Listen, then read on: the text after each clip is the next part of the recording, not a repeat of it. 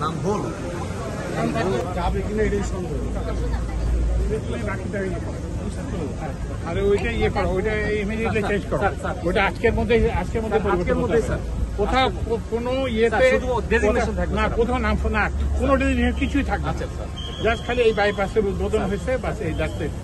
এবং ওই যে যারা করছে, এই যে তোমাদের মন্ত্রণালয় কিংবা ওই যে ইয়ে তাহলে তোমরা তো এগুলো জানো না, এখানে নাম আসলো কিভাবে?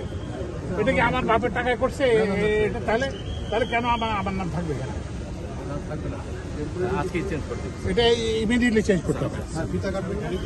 না, কিসের ফিতা কাটবো? ওখানে নাম লেখছে আমার নাম কেন? আমি গিয়ে টাকা দিয়ে নির্দেশনা দেওয়া ছিল পরিষ্কার করছে কেন? চলো যাই।